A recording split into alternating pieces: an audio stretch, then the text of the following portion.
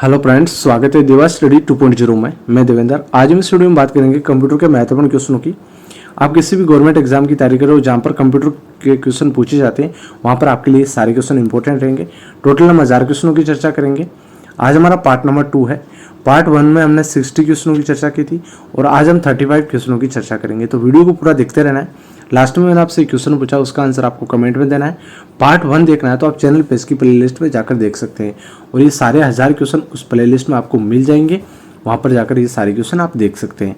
ठीक है, तो स्टार्ट करते हैं। और लास्ट में मैंने आपसे क्वेश्चन पूछा, उसका आंसर आपको कमेंट में देना है।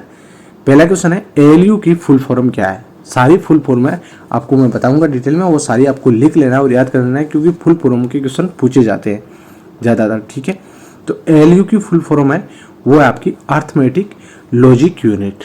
ठीक है, अर्थमेटिक लॉजिक यूनिट ALU की फुल फॉर्म है। ये CPU का भाग है। ALU क्या है? CPU का ही भाग है, तो ये आपको ध्यान रखना है। अगला क्वेश्चन है, साथ में आप भी कमेंट में आंसर दे सकते हैं। IC के आविष्कार से किस पीढ़ी का जन्म हुआ था? IC मतलब इंटीग्रेटेड सर्किट के आविष्कार से किस पीढ़ी का जन्म हुआ था? तो वो पीढ़ी थी साथियों तृतीय पीढ़ी। ठीक है, तृतीय पीढ़ी का जन्म हुआ था IC इंटीग्रेटेड सर्किट के आविष्कार से। ठीक है, अगला क्वेश्चन आपका हो जाएगा, चतुर्थ पीढ़ी का मुख्य अवयव था। चतुर्थ पीढ़ी, ये 5 पीढ़ियां हैं, फर्स्ट, सेकंड, थर्ड, फोर्थ, 5। ठीक है, पांचों पीढ़ियों में हम क्वेश्चनों की चर्चा करेंगे। चतुर्थ पीढ़ी का मुख्य अवयव था तो वो है साथियों वृहद एकीकृत परिपथ। ठीक है, चतुर्थ पीढ़ी का मुख्य अवयव क्या था? वृहद एकीकृत परिपथ था, तो ये आपको ध्यान रखना है। अगला क्वेश्चन आपको हो जाएगा, भारत में सर्वप्रथम दिखाई देने वाला कंप्यूटर वायरस कौन सा था? भारत में सर्वप्रथम दिखाई देने वाला कंप्यूटर का जो वायरस है वो कौन सा था? वो था साथियों सी ब्रेन। ठीक है, ये ऑप्शन आपका इसमें राइट हो जाएगा। और यहाँ पर आप कंप्यूटर की भी पिक देख सकते हैं। ये CPU है, ये मॉनिटर है, कीबोर्ड है, ये माउस है, ये आपको ध्यान रखना है साथियों। ठीक है, अगला क्वेश्चन आपको हो जाएगा, ERNET क्या है? ERNET क्या है? तो पहले ERNET की फुल फॉर्म यहाँ पर आप देख सकते हैं, education and research network of India. ERNET की फुल फॉर्म है, इसको हिंदी में कहते हैं शिक्षण एवं अनुसंधान नेटवर्क ऑफ इंडिया।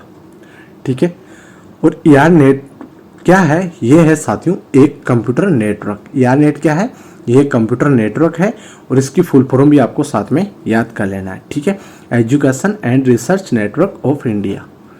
ठीक है, अगला क्वेश्चन आपका हो जाएगा, जब इंटरनेट का उपयोग संदेश प्रेषित करने में किया जाता है तो वह यह सुविधा कहलाती है। जब इंटरनेट का उपयोग संदेश प्रेषित मतलब संदेश भेजने में किया जाता है, यह सुविधा कहलाती है, तो यह सुविधा कहलाती है ईमेल। ठीक है, ईमेल कहलाती है, तो ये आपको ध्यान रखना है। अगला क्वेश्चन आपको हो जाएगा, PERL क्या है? PERL है, ये क्या है? इसकी पहले फुल फॉर्म देख लो, practical extraction and reporting language इसकी फुल फॉर्म है, ये आपको लिख लेना है। और PERL है क्या? तो ये एक कंप्यूटर भाषा है साथियों। क्या है? ये कंप्यूटर की भाषा है और यहाँ पर ये फुल फॉर्म भी आपको ध्यान रखना है। ठीक है, अगला क्वेश्चन है, 5वीं पीढ़ी के कंप्यूटरों में क्या उपलब्ध नहीं है? 5वीं पीढ़ी के कंप्यूटरों में क्या उपलब्ध नहीं है? तो निर्वात ट्यूब है, ये 5वीं पीढ़ी के कंप्यूटर में उपलब्ध नहीं है। तो ये किस पीढ़ी में उपलब्ध है ये भी आपको ध्यान रखना है। ये है फर्स्ट पीढ़ी में उपलब्ध। प्रथम पीढ़ी है कंप्यूटर की, उसमें निर्वात ट्यूब का उपयोग किया जाता था और 5वीं पीढ़ी में कंप्यूटर में उपलब्ध नहीं है। तो बोली की पहचान ये है, कृत्रिम बुद्धिमत्ता और अत्यधिक एकीकरण, ये तीनों चीज़ क्या है? 5वीं पीढ़ी की कंप्यूटर में उपलब्ध है और निर्वात ट्यूब उपलब्ध नहीं है। यहाँ पर आप 5वीं पीढ़ी देख सकते हैं। 5वीं पीढ़ी की अवधि है 1984 से 1990 तक मानी गई है। इस पीढ़ी में वर्तमान कंप्यूटरों और भविष्य में आने वाले कंप्यूटरों को शामिल किया गया है। इस पीढ़ी के कंप्यूटर अधिक शक्तिशाली, तेज, उच्च तकनीक और ज़्यादा मेमोरी वाले कंप्यूटर है। तो ये 5वीं पीढ़ी के बारे में भी आप ध्यान दे सकते हैं, यहाँ पर ये पढ़ सकते हैं। और निर्वात ट्यूब ये 5वीं पीढ़ी के कंप्यूटर में उपलब्ध नहीं है। ठीक है, अगला क्वेश्चन आपको हो जाएगा, आधुनिक डिजिटल कंप्यूटर में किस पद्धति का उपयोग किया जाता है? आधुनिक डिजिटल जो कंप्यूटर है उनमें किस पद्धति का उपयोग किया जाता है? तो वो है साथियों द्विआधारी अंक पद्धति। द्विआधारी अंक पद्धति का उपयोग किया जाता है आधुनिक डिजिटल कंप्यूटरों में। अगला क्वेश्चन है, निम्नलिखित में से कौन सा माउस जैसा कार्य करता है? माउस के जैसा कार्य करता है वो क्या है? वो है साथियों ट्रैक बॉल। और ये ट्रैक बॉल यहाँ पर आप देख सकते हैं, ये माउस की तरह ही है, लेकिन ये ऊपर दिखाई दे रहा है ना, ये गोल गोल, ये यहाँ पर माउस की तरह कार्य करता है। इसको घुमाने से ये माउस की तरह कार्य करता है और इसको क्या कहते हैं, ये ट्रैक बॉल है, तो ये आपको ध्यान रखना है, ठीक है। और माउस यहाँ पर आप देख सकते हैं ये माउस है।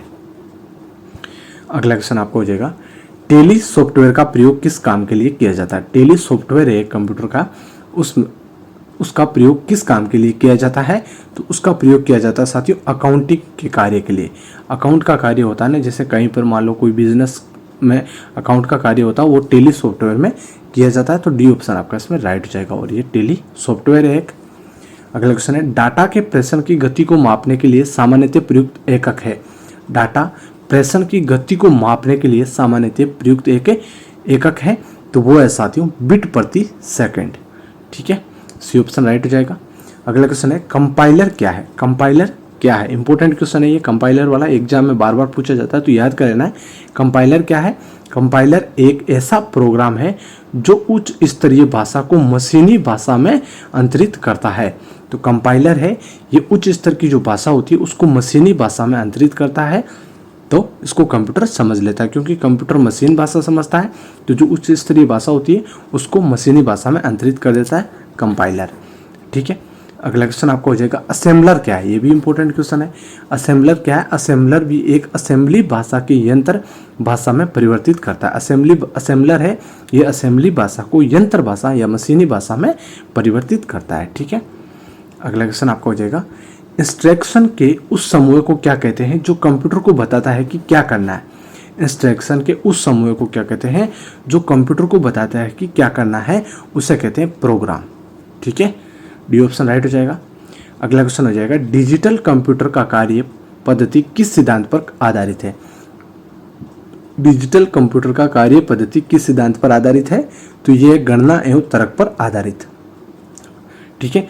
जो डिजिटल कंप्यूटर है उनके कार्य पद्धति है वो गणना एवं तर्क के सिद्धांत पर आधारित है, तो ये सी ऑप्शन आप पर राइट हो जाएगा। अगला हो जाएगा, डाटा प्रोसेसिंग का अर्थ क्या है। डाटा प्रोसेसिंग का अर्थ क्या है, तो आपका राइट हो जाएगा इसमें वाणिज्यिक उपयोग के लिए जानकारी तैयार करना। डाटा प्रोसेसिंग का अर्थ है वाणिज्यिक उपयोग के लिए जानकारी होती है उसको तैयार करना, उसे डाटा प्रोसेसिंग कहते हैं। अगला क्वेश्चन आपको हो जाएगा, निम्नलिखित में से कौन भारत की सबसे बड़ी सॉफ्टवेयर कंपनी है। भारत की सबसे बड़ी सॉफ्टवेयर कंपनी कौन सी है, वो है साथियों टीसीएस, ठीक है। पहले यहाँ पर टीसीएस की फुल फॉर्म देख लो, ठीक है, टाटा कंसल्टेंसी सर्विस, ये आपको लिख लेना है। टीसीएस की फुल फॉर्म, ये भारत की सबसे बड़ी सॉफ्टवेयर कंपनी है, तो ये ध्यान रखना है साथियों। और सॉफ्टवेयर और हार्डवेयर के बारे में पिछले वीडियो में हमने चर्चा की थी डिटेल में, तो फर्स्ट पार्ट है वो आपको देख लेना है, वहाँ पर आपको सॉफ्टवेयर और हार्डवेयर की बहुत सारे क्वेश्चन और वहाँ पर आपको जानकारी मिल जाएगी, ठीक है। यहाँ पर भी मैं आपको बता देता हूँ सॉफ्टवेयर क्या होता है।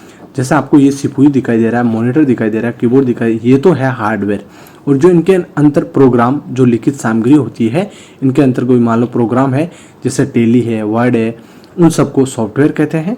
और ये जो बाहर दिखाई देता है ये हार्डवेयर है, ये भी आपको ध्यान रखना है। क्यों सॉफ्टवेयर हार्डवेयर के क्वेश्चन पूछे जाते हैं तो मैं आपको यहाँ पर बता रहा हूँ, ठीक है। तो सॉफ्टवेयर जो इसके अंदर होता है जैसे वर्ड है, टेली, उन सबको सॉफ्टवेयर कहते हैं, ठीक है। और टीसीएस कंपनी है ये भारत की सबसे बड़ी सॉफ्टवेयर कंपनी है, ये भी आपको ध्यान रखना है। अगला क्वेश्चन आपको हो जाएगा, CRAY क्या है। करे क्या है, ये एक सुपर कंप्यूटर है साथियों, ठीक है। करे क्या है, सुपर कंप्यूटर है, और इसकी स्थापना कब हुई थी, तो इसकी स्थापना हुई थी 1972 में, ठीक है, 1972 में हुई थी। और सुपर कंप्यूटर के यहाँ पर आप पिक देख सकते हैं, इस प्रकार का होता है सुपर कंप्यूटर। करे सुपर कंप्यूटर है और इसकी स्थापना 1972 में हुई थी। अगला क्वेश्चन है, एलसीडी का पूरा नाम क्या है। ये आपको इंपॉर्टेंट है क्योंकि ये एग्जाम में पूछा जाता है। एलसीडी का पूरा नाम क्या है, तो एलसीडी का पूरा नाम है लिक्विड क्रिस्टल डिस्प्ले। यहाँ पर आप देख सकते हैं, डी ऑप्शन आपका इसमें राइट हो जाएगा, लिक्विड क्रिस्टल डिस्प्ले, ये फुल फॉर्म है। यहाँ पर आप हिंदी में भी देख सकते हैं। और एलसीडी होती किस प्रकार की, इस प्रकार की एलसीडी आप यहाँ पर देख सकते हैं, ये एलसीडी है, ठीक है। और इसकी फुल फॉर्म यहाँ पर आप देख सकते हैं, ठीक है। अगला हो जाएगा, कंप्यूटर की स्थायी स्मृति को क्या कहते हैं। स्थायी स्मृति होती है उसे क्या कहते हैं, उसे कहते हैं साथियों रोम, ठीक है। ये एक स्थायी मेमोरी है और इसकी फुल फॉर्म यहाँ पर देख सकते हैं रीड ओनली मेमोरी है। रोम की फुल फॉर्म है रीड ओनली मेमोरी। और यहाँ पर आप इसकी पिक भी देख सकते हैं, ये रोम की पिक है। कंप्यूटर की ये स्थायी मेमोरी है, ये आपको ध्यान रखना है, स्थायी मेमोरी है। और अस्थायी मेमोरी है वो है रैम, रैंडम एक्सेस मेमोरी इसकी फुल फॉर्म है, और रोम की फुल फॉर्म है रीड ओनली मेमोरी। तो ये ध्यान रखना है, ये कंप्यूटर की स्थायी मेमोरी इंपॉर्टेंट क्वेश्चन है, वेरी वेरी इंपॉर्टेंट क्वेश्चन है, ये एग्जाम में क्वेश्चन पूछा जाता है, तो ध्यान रखना है साथियों। ठीक है, अगला क्वेश्चन आपको हो जाएगा 10 लाख बाइट्स लगभग होती है। 10 लाख बाइट्स लगभग बराबर होती है, किसके बराबर होती है? लगभग एमबी में होती है बाइट्स, लगभग 10 एमबी के बराबर होती है साथियों बाइट्स। ठीक है, 10 लाख बाइट्स है वो 10 एमबी के बराबर होती है, तो किस में मापी जाएगी? एमबी में मापी जाएगी, तो आपका इसमें सी ऑप्शन राइट हो जाएगा। ठीक है, अगला हो जाएगा पहली कंप्यूटर भाषा कौन सी विकसित की गई थी? पहली कंप्यूटर भाषा, कंप्यूटर की सबसे पहले भाषा कौन सी विकसित की गई थी? वो भाषा थी फोर्ट्रॉन। ठीक है, लगभग 1957 में ये विकसित हुई थी, और इसकी फुल फॉर्म है फॉर्मूला ट्रांसलेशन। ठीक है, फोर्ट्रॉन की फुल फॉर्म क्या है? फॉर्मूला ट्रांसलेशन, और इसकी ये मतलब पहली कंप्यूटर भाषा थी जो विकसित की गई थी 1957 में, और ये विज्ञान के क्षेत्र में काम आती है साथियों फोर्ट्रॉन। ठीक है, ये आपको ध्यान रखना है। अगला क्वेश्चन है निम्न में से कौन सा सीआरटी का हिस्सा नहीं है? सीआरटी का हिस्सा नहीं है, तो सीआरटी का हिस्सा है फास्टर परपट है, छाया आच्छादित है, इलेक्ट्रॉन गन है, गैस प्लाजा है, ये सीआरटी का हिस्सा नहीं है। तो सीआरटी क्या है? यहाँ पर आप देख सकते हैं कैथोड रे ट्यूब सीआरटी की फुल फॉर्म है, ये आपको ध्यान रखना है। सीआरटी की फुल फॉर्म क्या है? Cathode ray tube full form है, और इसमें हिस्सा नहीं है, तो गैस प्लाजा इसका हिस्सा नहीं है, ये तीनों इसके हिस्से हैं सीआरटी के। ठीक है, यहाँ पर अगला क्वेश्चन देख सकते हैं आप। अगला क्वेश्चन है आपका लेजर प्रिंटर में निम्नलिखित में से कौन सा लेजर प्रकार प्रयुक्त होता है? कौन सा लेजर प्रकार प्रयुक्त होता है? तो वो होता है साथियों अर्धचालक लेजर। ठीक है, लेजर प्रिंटर में कौन सा लेजर प्रकार प्रयुक्त होता है? अर्धचालक लेजर प्रयुक्त होता है। अगला क्वेश्चन है एनिएक एक इलेक्ट्रॉनिक कंप्यूटर है। क्या है? ये एक इलेक्ट्रॉनिक कंप्यूटर है, और इसकी यहाँ पर फुल फॉर्म भी देख सकते हैं, electronic numerical integrator and computer इसकी फुल फॉर्म है। ठीक है, इंपॉर्टेंट क्वेश्चन है, ये आपको ध्यान रखना है, और इसकी फुल फॉर्म भी ध्यान रखना है, और ये एक इलेक्ट्रॉनिक कंप्यूटर है, ये भी आपको ध्यान रखना है, और इसकी स्थापना लगभग 1946 में हुई थी साथियों, ये भी ध्यान रखना है। अगला क्वेश्चन है आपका निम्न में से कौन सी एक यंत्र सामग्री नहीं है?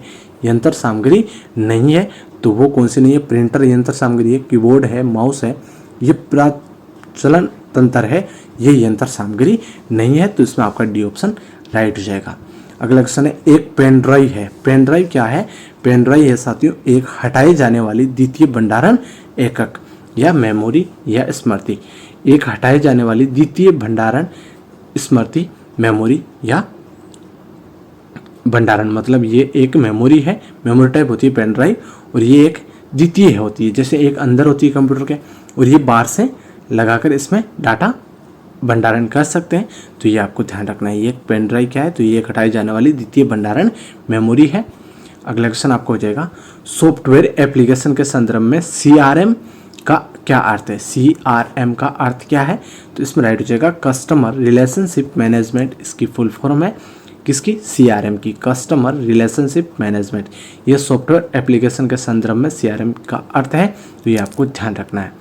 अगला क्वेश्चन आपको हो जाएगा जब कोई कंप्यूटरों को एक छोटे से क्षेत्र में बिना टेलीफोन के तारों के परस्पर जोड़ दिया जाता है तो उसे क्या कहते हैं?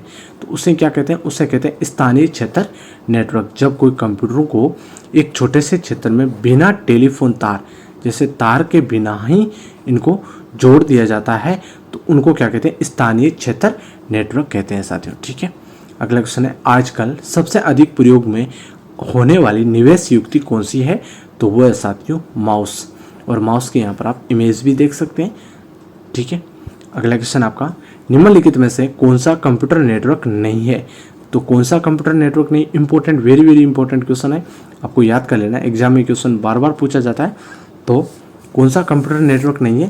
तो इसमें आपका राइट हो जाएगा व्यक्ति नेटवर्क है, ये कंप्यूटर नेटवर्क नहीं है। वैन है, ये है, लेन है, मैन है, यहाँ पर इनकी फुल फॉर्म भी देख पाओगे। वैन की फुल फॉर्म है वाइड एरिया नेटवर्क, लेन की फुल फॉर्म है लोकल एरिया नेटवर्क, और मैन की फुल फॉर्म है मेट्रोपॉलिटन एरिया नेटवर्क। तो ये तीनों फुल फॉर्म में आपको लिख लेना है और याद कर लेना है साथियों। ठीक है, अगला क्वेश्चन आपको हो जाएगा कंप्यूटरों का जाल क्रमित करता है। कंप्यूटरों का जाल क्रमित करना ये क्या कहलाता है? ये कहलाता है साथियों खतरों के अवसर को बढ़ोतरी करता है, कंप्यूटर की उपयोगिता बढ़ाता है, सूचना अधिगम की संभावना को बढ़ाता है। तो इसमें आपका राइट हो जाएगा उपरोक्त सभी। अगला क्वेश्चन है सुपर कंप्यूटर के लिए शब्द लंबाई का रेंज होता है। सुपर कंप्यूटर के लिए शब्द की लंबाई का रेंज होता है, वो किस में मापा जाता है? तो वो मापा जाता है बिट में, और वो रेंज कितनी होती है? 64 बिट की तक रेंज होती है। सुपर कंप्यूटर में शब्द की लंबाई की रेंज होती है 64 बिट तक। ठीक है, अगला क्वेश्चन आपका हो जाएगा भारत में सुपर कंप्यूटर परम का निर्माण हुआ था। भारत में सुपर कंप्यूटर परम का निर्माण हुआ था, तो वो कहाँ पर हुआ था? वो हुआ था साथियों पुणे में। और कब हुआ था परम का निर्माण? 1991 में हुआ था साथियों। ठीक है, अगला क्वेश्चन आपको हो जाएगा जिसका आंसर आपको कमेंट में देना है। कंप्यूटर में विंडो एक प्रकार है, इसका आंसर आपको कमेंट में लिखना है। ठीक है, आपको जो भी सही लगे ABCD, तो आपको लिखना है लास्ट क्वेश्चन का आंसर ABCD, जो भी आपको इसमें सही लगे। तो साथियों ये 35 क्वेश्चन थे। पिछला पार्ट नहीं देखा, उसमें 60 क्वेश्चन है, वो भी सारे इंपॉर्टेंट क्वेश्चन है, ये भी सारे इंपॉर्टेंट है। टोटल हम 1000 क्वेश्चनों की चर्चा करेंगे, तो वो आपको अलग अलग पार्टों में मिल जाएंगे। वो आपको चैनल पेज की प्लेलिस्ट में जाकर हमेशा एक वीडियो देख लेना है, तो आपके कंप्यूटर के सारे क्वेश्चन कवर हो जाएंगे। टोटल 1000 क्वेश्चनों की चर्चा हम अलग अलग पार्टों में करेंगे। ठीक है, तो साथियों वीडियो को लाइक और चैनल को सब्सक्राइब जरूर कर लेना। धन्यवाद, जय हिंद।